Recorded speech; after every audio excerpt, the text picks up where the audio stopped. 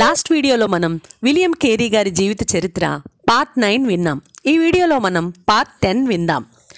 డాలీకి తన శీలంపై ఉన్న అనుమానాలను గురించి, ఆమె విచిత్ర ప్రవర్తన గురించి విలియం థామస్తో చెప్పాడు.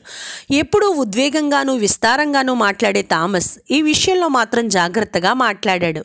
తనకు మతి చెడిందని థామస్ తనను అనుమానిస్తున్నట్లుగా విలియంకు అర్థమైంది. ఎందుకంటే ఆ రాత్రి భోజన సమయంలో డాలీ చాలా ఉత్తమురాలిగా ప్రవర్తించింది. ఆమె హాస్యంగా మాట్లాడుతూ సంతోషంగానూ సరదాగానూ కనిపించింది. అయితే ఎప్పుడూ లేని విధంగా తన భార్య విలియంను గమనిస్తూ ఉండటాన్ని థామస్ చూశాడు. విలియంపై తనకున్న అనుమానాలను గురించి డాలీ ఆమెతో చెప్పిందా? ఫలితంగా ఆమె విలియంను దోషిగా భావిస్తోందా? బయటపడని అనుమానాలతోనూ కృంగదీసే అపరాధ భావనలతోనూ ఆ రాత్రి భోజన సమయం అతి క్రూరంగా గడిచిపోయింది. నువ్వు థామస్ భార్యని ఎలా చూసావో నేను గమనించాను. ఆమె కూడా నిన్ను ఏ విధంగా చూసిందో నేను గమనించాను. ఎంతైనా మీరిద్దరూ పాత స్నేహితులు కదూ. ఆ రాత్రి తమ పడక గదిలోకి డాలీ కోపంతో విలియం కేరీ గారి మీద అరిచింది. ఆ మరుసటి రోజు థామస్ ఎక్కువగా మాట్లాడలేదు. అతడు ఏదో వాస్తవాల్ని బేరీజు వేస్తూ ఉన్నాడు. అతడు ఏ విధమైన నిర్ణయానికి రాలేకున్నాడు. అతని అనుమానం నమ్మశక్యం కాకుండా ఉంది. డాలీకి కొంతవరకు పిచ్చి పట్టిందా, లేక శాంత స్వభావం గలవాడుగా కనిపించే విలియం నిజానికి ఒక సంతృప్తి లేని స్త్రీలోలుడా, లేక అతడికి మతి చెడిందా? వాస్తవాల్ని తేల్చడానికి ప్రయత్నిస్తూ థామస్ చాలా నలిగిపోతున్నట్లుగా కనిపించాడు. నేను సరుకుల గిడ్డంగి వద్దకు వెళ్తే బాగుండనిపిస్తుంది, అతడు ఇబ్బందికరంగా అన్నాడు. త్వరలో నీలిమందు ఎగుమతి చేయాల్సిన పని ఉంది. అవును, నువ్వు వెళ్తే బాగున్ను, థామస్ భార్య నిర్జీవంగా అంది. నువ్వు అతడు వెళ్ళడానికి అంగీకరిస్తున్నావు కదూ? డాలీ వెంటనే థామస్ భార్యను ద్వేషంగా చూస్తూ అంది. అతను వెళ్ళిన కొన్ని నిమిషాలకు నువ్వు కూడా జారుకుని అతన్ని కలుసుకుందామనుకుంటున్నావా? ఈ సంఘటన తర్వాత థామస్ దంపతులు విలియంను సందేహించటం మానేశారు. పరిస్థితి అంతటినీ డాక్టర్ థామస్ విలియంతో క్షుణ్ణంగా చర్చించాడు. వాస్తవం కాని విషయాలను వాస్తవాల్లా ఊహించే లక్షణం కలిగి కేవలం భావనాలోకంలో మాత్రం విహరించేదిగా డాక్టర్ ఆర్నాల్డ్చే చెప్పబడిన పిచ్చిగా డాలీ ప్రస్తుత పరిస్థితి విలియం వివరించినప్పుడు డాక్టర్ థామస్ అందుకు అంగీకరించలేదు. ఆమెది డాక్టర్ ఆర్నాల్డ్ వివరించిన విషయాలను యథార్థమని దృఢంగా విశ్వసించే పిచ్చి అని డాక్టర్ థామస్ అన్నాడు. ఈ పిచ్చి కలిగిన వారి విషయాలను వాస్తవ రూపంలో చిత్రీకరిస్తూ ఉంటారు. డాలీ ఇంకో మెట్టు పైకెళ్ళి అసూయను తీవ్ర రూపంలో పెంపొందించుకుందని థామస్ చెప్పాడు. ఇది ఏ విధమైన పిచ్చో తెలుసుకోవడానికి మనం వాదించడంలో ఎటువంటి ఉపయోగం లేదు. మనం ఇప్పుడు ఏం చేయాలో ఆలోచించాలి, చివరిగా డాక్టర్ థామస్ అన్నాడు. ఈ విషయం మనం ఎవరికీ చెప్పకూడదు, జాగ్రత్తగా చెప్పాడు విలియం. అవును, ఎవరికీ చెప్పకూడదు. ఒకవేళ డాలీ దీని నుండి బయటపడచ్చు. బహుశా పీటర్ మరణం లేదా తన సొంత ఆరోగ్య బలహీనత ఆమెను అలా తాత్కాలికంగా మార్చి ఉండవచ్చు. మనం ఆమె కొరకు ప్రార్థన చేద్దాం.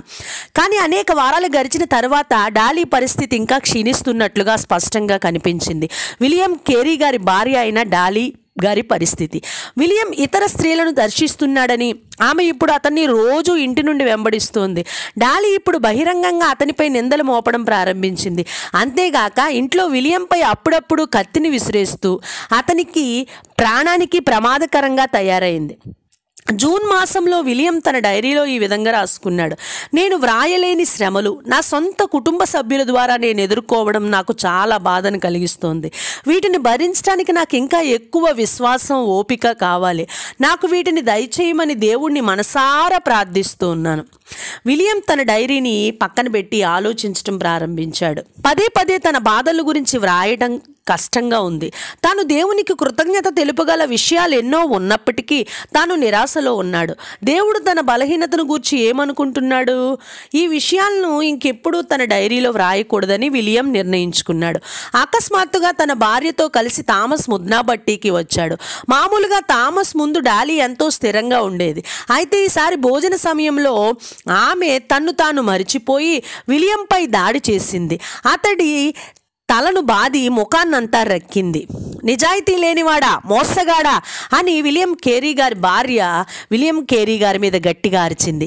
ఆ తర్వాత ఉన్నట్టుండి డాలీని ప్రశాంతత ఆవరించింది. ఆమె నిశ్శబ్దంగా అన్నం తినడం ప్రారంభించింది. విలియం హృదయం రోధించింది. డాలీ పరిస్థితి అతన్ని బాగా కృంగదీస్తోంది. అయితే థామస్ ఇప్పుడు తనను శంకించకపోవటం అతనికి కొంచెం ఊరట కలిగించింది. ఆ తర్వాత డాలీ మరింతగా నీరసపడింది. విలియంతో థామస్ ఏకాంతంగా కలిసినప్పుడు డాక్టర్ థామస్ ఎంతో విచారపడ్డాడు. ఇది ఇలానే కొనసాగకూడదు విలియం. నీ కొడుకులపై ఇది ప్రభావం చూపుతుంది. ఇటువంటి పరిస్థితుల్లో నువ్వు సువార్తను ప్రకటించే అవకాశమే లేదు. ఆమె నిన్ను బహిరంగంగానే వెంబడిస్తుంది. స్థానికులు నువ్వు ఒక దెయ్యానివని భావించవచ్చు. ఈ సమయంలో నాకు ఓదార్పుగా మీరిక్కడ వచ్చినందుకు నేను సంతోషిస్తున్నాను విలియం అన్నాడు. మీరు వస్తారని నేను ఊహించనే లేదు. నేను ఎందుకు వచ్చానో తెలుసా? థామస్ తన కోటులో నుండి ఒక ఉత్తరాన్ని బయటకు తీశాడు. డాలీ నాకు ఈ ఉత్తరాన్ని పంపించింది. ఇందులో నీ శీలాన్ని గురించి అన్ని అబద్ధాలు ఉన్నాయి విలియం. అతడు విలియం భుజంపై చేయి వేస్తూ అన్నాడు. ఇటువంటి అన్యాయమైన దాడులకు నేనైతే కఠినంగా మారి ఉండేవాణ్ణి. కానీ నువ్వైతేనే దీన్ని భరించగలవని దేవుడు నీకు ఈ బాధనిచ్చాడు. డాలీ చేసే దాడులను ఎంతో ఓర్పుగా భరించటం ఎవరి తరం కాదు. నువ్వు ఈ శ్రమను భరించగలవన్న నమ్మకం నాకుంది. ఇప్పుడు మనం ఏం చెయ్యాలి? నేను వుడ్నీ దంపతులకు కబురు పంపాను.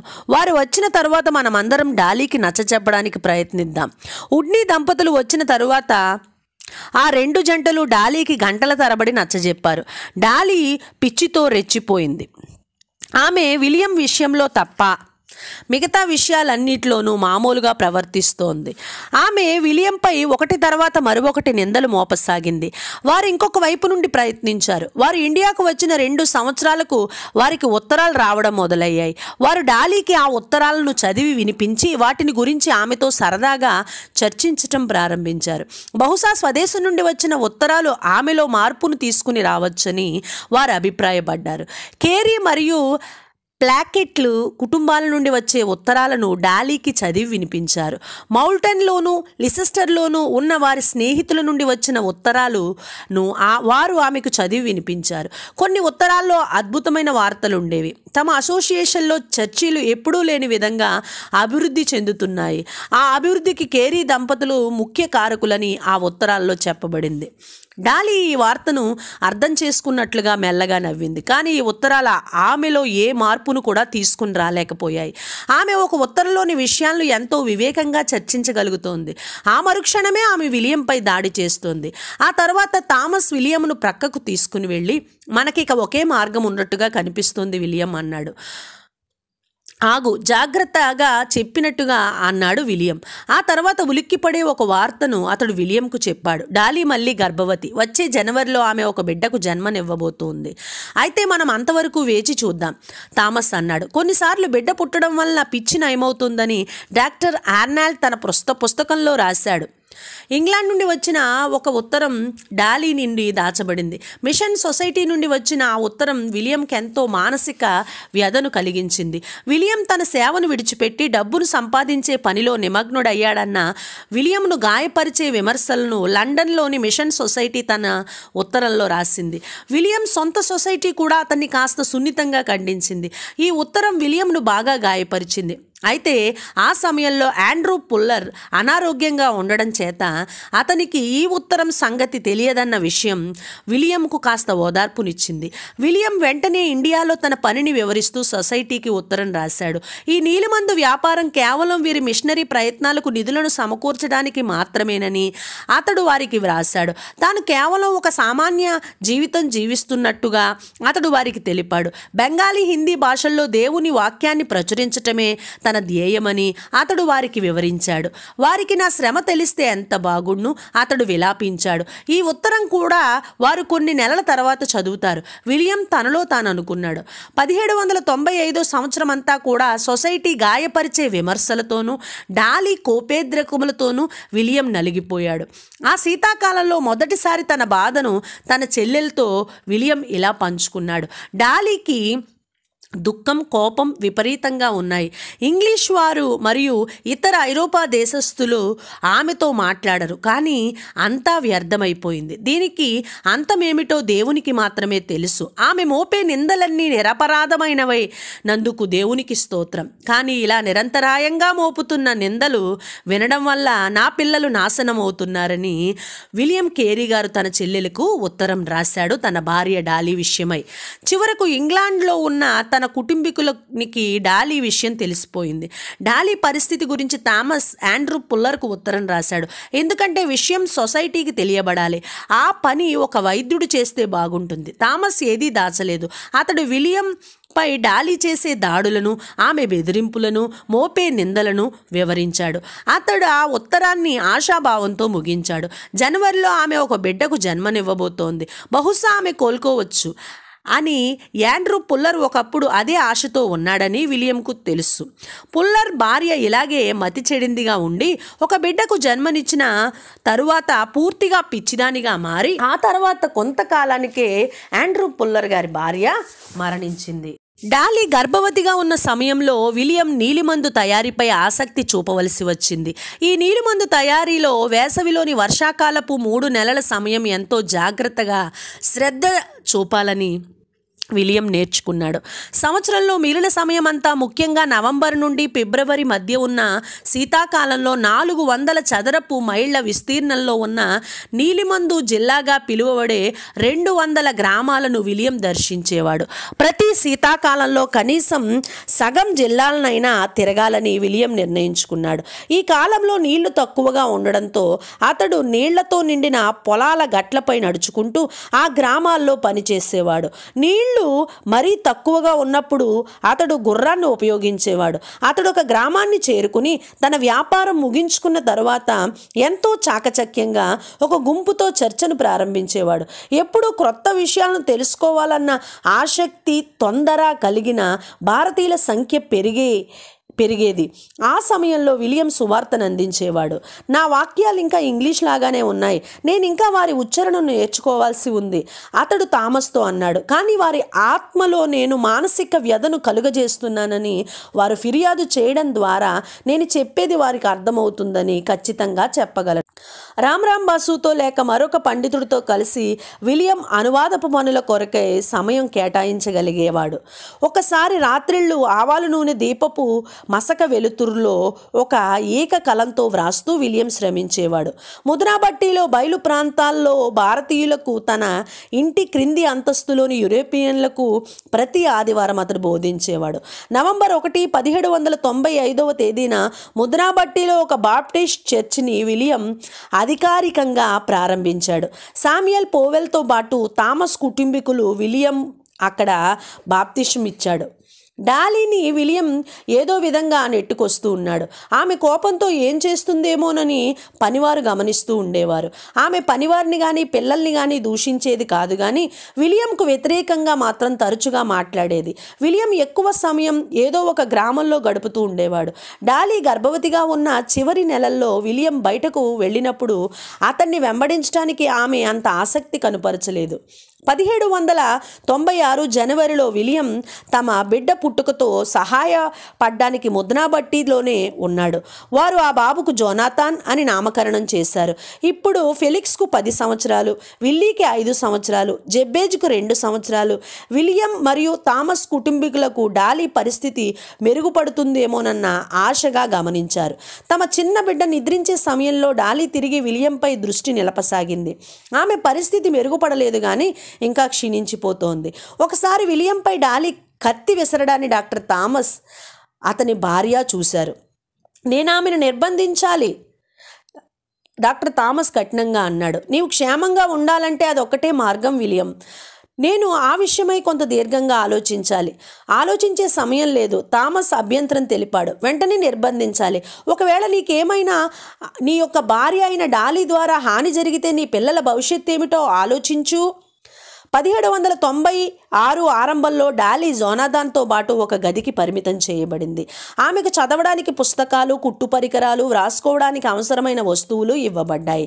ఆమెనెంతో ఓదార్చగలిగిన థామస్ ఆమె తిరిగి స్వతంత్రాన్ని పొందగలదని, దానికోసం విలియం నమ్మకస్తుడని ఆమె అంగీకరించకపోయినా పర్వాలేదు కానీ తన అసూయను తగ్గించుకోవాలని ఆమెతో చెప్పాడు. మరోవైపు ఒకవేళ ఆమె తన గది నుండి తప్పించుకుని విలియంపై దాడి చేస్తే తన స్వతంత్రాన్ని ఆమె ఇంకా కోల్పోతుందని అతడు ఆమెకు చెప్పాడు. అప్పుడు ఆమె చేతులు, కాళ్ళు మంచానికి ఎలా కట్టివేయబడతాయో థామస్ ఆమెకు వివరించాడు. స్త్రీల వద్దకు వెళ్లకుండా విలియంకు సంకెళ్ళు వేయండి అని డాలీ జవాబిచ్చింది. సాయంకాల సమయాల్లో డాలీ తన గదిలో కేకలు వేస్తూ ఉండగా, పిల్లలు దగ్గరలో ఆడుకుంటూ ఉండగా విలియం బైబిల్ను బెంగాలీ భాషలోనికి అనువదించసాగాడు. తమను చూసుకోవడానికి తల్లి లేకపోవడం, తండ్రి ఉన్నా తమకు ఎలాంటి ఉపయోగం లేకపోవడంతో పిల్లలు క్రమశిక్షణ లేనివారయ్యారు. తమను కాపాడుకోవలసిన తల్లిదండ్రులే తమకు కలత కలిగిస్తూ ఉంటే విలియం వారిని ఎలా ఖండించగలడు? పైగా తన పిల్లలతో గడిపేందుకు అతనికి తగినంత సమయం కూడా లేదు. తాను ఈ అనువాదం చేయడం దేవుని చిత్తమో లేదో విలియం తన హృదయంలో కలత చెందాడు. తన పిల్లలు కొట్టుకుంటూ, వాదించుకుంటూ, గొడవ చేస్తూ ఉంటే విలియం తన పని తాను చేసుకునేవాడు. అతడు తరచుగా రామ్ బసు వద్ద సలహాలు తీసుకునేవాడు. విలియం తన పండితుణ్ణి మార్చాలని ఎంతో ఆశపడ్డాడు. విలియం ఇండియాకు వచ్చి దాదాపు 3 సంవత్సరాలు అవుతుంది కానీ ఇంతవరకు ఒకరిని కూడా అతడు ప్రభు వద్దకు నడిపించలేకపోయాడు. రామ్ బసు సువార్తను అర్థం చేసుకున్నాడని విలియంకు తెలుసు. కానీ అతడు ఎందుకు తృణీకరిస్తున్నాడో విలియంకు అర్థం కాలేదు. ఆ వేసవిలో రామ్ బసుపై వ్యభిచారం కేసు నమోదైంది. ఇది ఎలా సాధ్యం? విలియం చాలా బాధపడ్డాడు.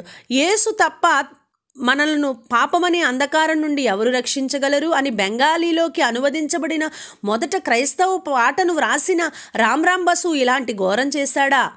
రామ్ బసును గురించి ఇతర విషయాలను వెలుగులోనికి వచ్చాయి.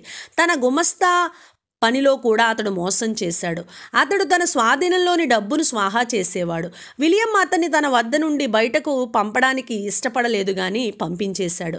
మిషన్ ఎప్పుడూ కూడా మచ్చలేనిదిగా ఉండాలని విలియం అభిప్రాయం. రామ్ బసు స్నేహితుడైన స్థానిక పాఠశాల ఉపాధ్యాయుడు కూడా వెళ్ళిపోవడంతో విలియం ప్రారంభించిన ఆ పాఠశాల కూడా దెబ్బతిన్నది. నేను ఇంకా ఎన్ని నిరుత్సాహాలు భరించగలను? డాలీని, రామ్ బసును గుర్తు తెచ్చుకుని విలియం విలపించాడు. అయినా నేనింత వెర్రివాడిలా ఉన్నాను. నేను యోబు గ్రంథాన్ని అనువదించలేదా? అలా అనువదిస్తున్నప్పుడు నేను దాని నుండి ఏం నేర్చుకున్నాను?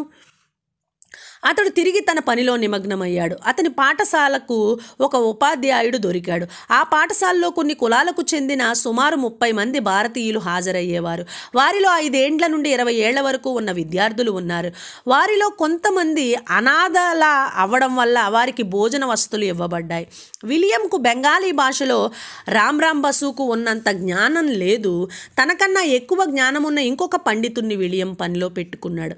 కొంతకాలానికి తాను బెంగాలీ మాత్రమే కాక బెంగాలుకు పడమటి వైపుగానున్న స్థానికులు మాట్లాడే హిందీ భాషను కూడా మాట్లాడగలుగుతున్నానని జాన్ రైలాండ్స్కు విలియం తెలిపాడు. అయితే పాశ్చాత్య ప్రపంచంలో లాటిన్కు సమానమైన స్థానిక సంస్కృత భాషను కూడా తాను నేర్చుకున్నానని విలియం తన ఉత్తరంలో వ్రాయలేదు. సంస్కృత భాష నేర్చుకుంటే భారతదేశపు సుప్రసిద్ధమైన గ్రంథాలను, పవిత్రమైన లేఖనాలను చదవడం సులభతరం అవుతుంది. కానీ స్థానిక పవిత్ర గ్రంథాలను చదవడానికి ఇంగ్లాండ్లోని చాలామంది సంఘ పెద్దలు సుముఖంగా ఉండరని విలియంకి తెలుసు. నెక్స్ట్ వీడియోలో మనం విలియం కేరీ గారి జీవిత చరిత్ర పార్ట్ 11 విందాం.